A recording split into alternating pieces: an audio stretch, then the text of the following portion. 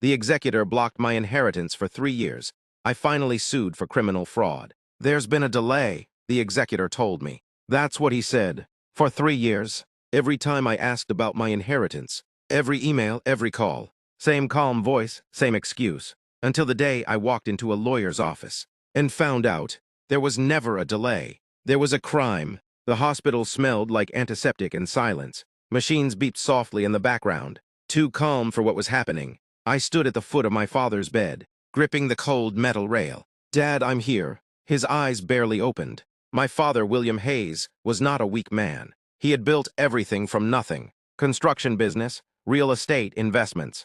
But now, he looked smaller than I had ever seen him. "Emma," he whispered. I leaned closer. "You'll be okay," I said. He shook his head. "No, listen." His voice cracked. "There's a will." "I know." "No," he said, forcing the words out. "Pay attention." I felt my chest tighten. "Everything is set up, protected, you're taken care of." "I don't care about that." "You will," he interrupted. Then he looked past me, at someone standing near the door. "Jonathan," he said. I turned. There he was. Jonathan Reed, my father's longtime accountant. Trusted, respected, the executor of the estate. "He'll handle everything," my father said. Jonathan nodded slightly. "I'll make sure everything is done properly," he said. His voice was calm, professional, reassuring. At the time, I believed him. That was my mistake. After the funeral, everything moved in a blur. Paperwork, condolences, silence. Weeks later, I called Jonathan. "Hi, I just wanted to check on the estate process," I said. "Of course," he replied smoothly. "There's just a small delay." "What kind of delay?" "Standard probate timing, nothing unusual." I nodded even though he couldn't see me. "Okay." It made sense. Legal things take time. I didn't question it. Months passed. Then I called again. "Still in progress," he said. "Just waiting on a few things." "What things?" "Documentation." "What documentation?" "Routine items." Every answer felt vague, but not enough to alarm me. "Not yet." 1 year. That's how long it took for doubt to become real. "Jonathan," I said during one call, "it's been 12 months. "Yes," he said calmly. "That's within normal range." "For what?" "Complex estates." My father's estate wasn't complex. It was organized, precise. That's how he lived. "I'd like to see the documents," I said. Silence. "They're being processed," he replied. I didn't ask that. Another pause. "I'll send what I can." He didn't. That's when something shifted. Because delays happen. But avoidance, that's different. I started digging. Quietly, calling banks, checking public records, reviewing anything I could access. And what I found didn't make sense. Accounts that should have been frozen weren't. Properties that should have been listed were missing. Transactions that shouldn't exist did. Small at first, then bigger. Money moving, not sitting, not waiting, moving, and always through accounts connected to one name. Jonathan Reed. Year 3. 3 years of polite emails. 3 years of waiting. 3 years of being treated like I didn't understand what was happening. I stood in my apartment kitchen, staring at my phone. Jonathan's last message still open. "We're still resolving some outstanding administrative matters." Administrative. I laughed. Not because it was funny, because it was insulting. I dialed his number. It rang twice. "Emma," he answered smoothly. I was just about to. "No," I cut him off. Silence. Then softer. "Excuse me." No more updates, no more delays, no more vague answers. My voice didn't shake. That surprised even me. "I want a full accounting of the estate, today." "That's not how this works," he said, tone tightening slightly. "Then explain how it does work." "Emma, these processes take 3 years," I snapped. Silence. Real silence this time.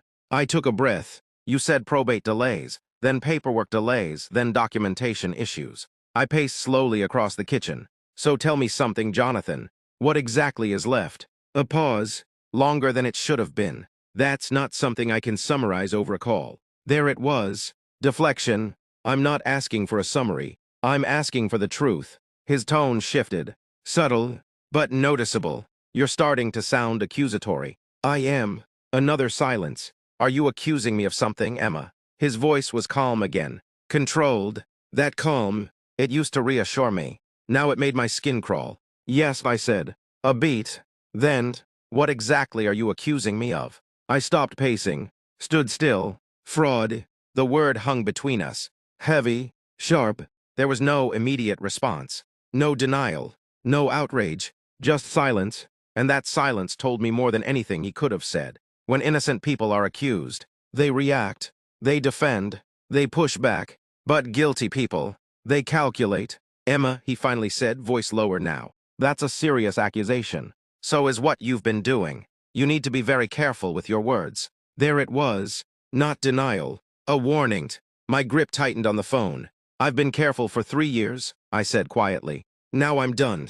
You're making a mistake, he replied. No, I said. I think you did. And then I hung up. For the first time in 3 years. I wasn't waiting anymore. I was moving. The law office was nothing like I expected. No dramatic energy. No urgency. Just quiet. Focused.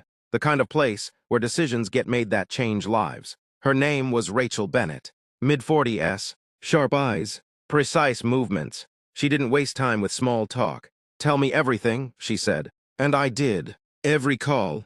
Every excuse. Every document I could gather. She listened without interrupting. Took notes. Asked questions only when necessary. Then she opened the folder. Started going through everything. 1 page at a time. 10 minutes passed. Then 20. Then 40. The silence stretched. Until finally, she stopped.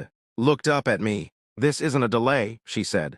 My chest tightened. I know. No, she said firmly. You don't. She turned the file toward me. These transactions, these movements, this pattern. She tapped the page. This is intentional. How bad is it? I asked. She didn't soften it. It's criminal. The word hit differently coming from her. Because this wasn't emotion. This was fact. He's been moving money through secondary accounts, she continued. Hiding it in layered transfers. Small amounts at first, then larger ones. Why small at first? To test if anyone notices. My stomach dropped. And when no one does, they get bolder. I sat back slowly. So he thought I wouldn't notice. He thought you wouldn't act, she corrected. That stung. Because it was true. For 3 years. I hadn't. What are my options? I asked. Rachel didn't hesitate. We don't warn him. That surprised me. No letter, no demand. She shook her head. People like him prepare for warnings. They hide more, cover tracks. So what do we do? Her eyes locked onto mine. We hit him all at once. Everything moved fast after that. Faster than I expected. Rachel filed both a civil lawsuit and a criminal complaint. Simultaneously. Fraud. Breach of fiduciary duty. Embezzlement. The words looked surreal on paper. Like they belonged in someone else's life. Not mine. But they were real. And they were happening. Jonathan didn't call it first. Not when he was served. Not when the filings went through. But 2 days later, my phone rang. I stared at the screen. Jonathan Reed. I answered. Emma, he said. No warmth this time. No calm professionalism. Just tension. You've made a serious mistake. I almost smiled. Have I? You've escalated this unnecessarily. 3 years wasn't enough escalation for you. You don't understand what you're doing. No, I said quietly. I think you're the one realizing that now. Silence. Then, we can resolve this privately, he said.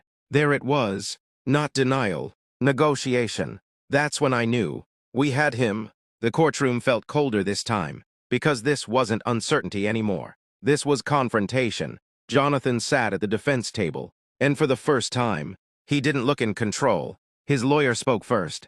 Mr. Reed acted in good faith. Rachel stood. No, she said, and the room shifted, because her voice didn't ask for attention. It commanded it. We will show clear patterns of unauthorized transfers. She began laying it out. Bank records, transaction trails, account links, step by step, like dismantling a lie in real time. Jonathan's composure cracked slowly. Not all at once, but enough for everyone to see it. By the third hearing, there was nothing left to argue. Evidence doesn't negotiate. It exposes. Jonathan didn't lose control dramatically. He lost it quietly, in the way his lawyer stopped objecting, in the way he stopped making eye contact, in the way the judge's tone changed. From neutral to final, he asked to meet, not as an executor, not as a professional, as a man who had run out of options. We sat across from each other. No lawyers, no titles, just truth. You didn't have to destroy me, he said. I looked at him calmly. You did that yourself. Silence. You could have just asked, he added. For what? For your share, for control, for anything. I leaned forward slightly. You had one job. He said nothing. Protect the estate. Still nothing. You chose to steal from it instead. His shoulders dropped, because there was no defense left. Only consequence. I got everything back. Every dollar. Every asset. But more than that, I got the truth. And the truth is worth more than anything he tried to take. Because in the end, he didn't just lose the case. He lost the illusion that he would never be caught.